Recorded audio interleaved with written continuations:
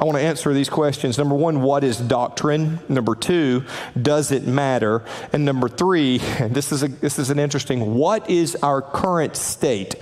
What is your current state of doctrine, theology, and those things in your personal life? What does it look like corporately? And what effect is that having on the culture and on the church?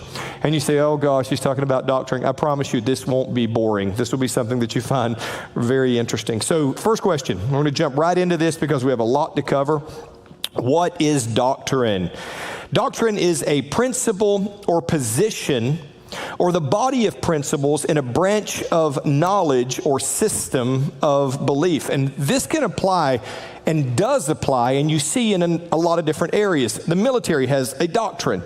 They have a doctrine of war. They have a doctrine of leadership. Businesses often have doctrines or concepts within their particular structure that guide those entities. Well, the church has them. We're going to talk about what they look like. Doctrine in the context of Christianity would be the conclusions or the principles that are formed on the basis of the text of the Bible. That's why the Word of God is so important.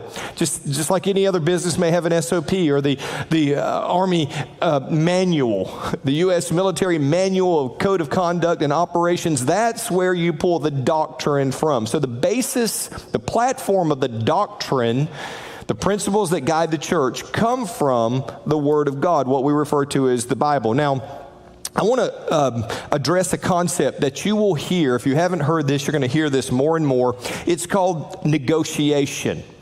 All right, the idea that all of the Bible is negotiable, that the Bible has no inherent authority and is completely subjective to the acceptance or the rejection of culture. In fact, people will tell you, well, you negotiate the Word of God from your perspectives every single time you open it. And there can be an element of truth. That's something that we need to be very, very careful of. Taking our ideas, our teachings that may be inconsistent, or our perceptions that may be inconsistent with the Word, looking and reading it into that Word as opposed to reading it out of that Word. You're negotiating with the truth. You're negotiating with God. If we do that, we can find ourselves in a very, very dangerous place. And that is exactly, I submit to you, what has happened. Now, is the Word of God inherently void of authority?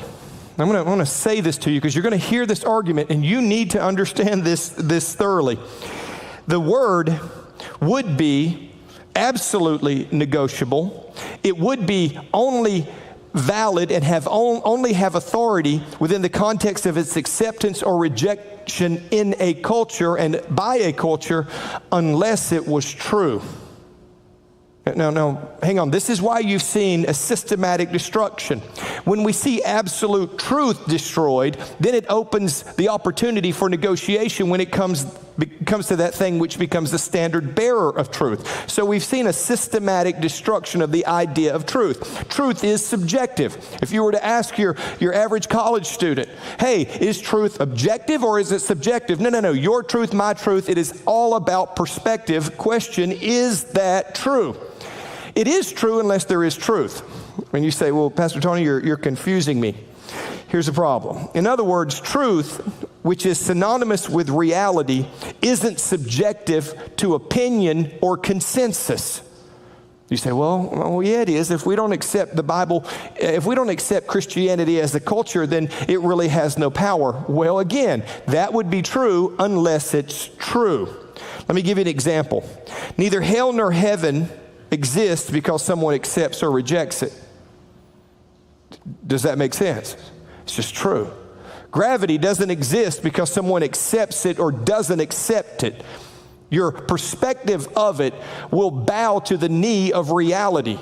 That's what happens, and that's why the word truth and reality are synonymous in the Word of God. A standard of moral judgment, if it is real, is not subject to public consensus. Guess what it is subject to? Righteous judgment.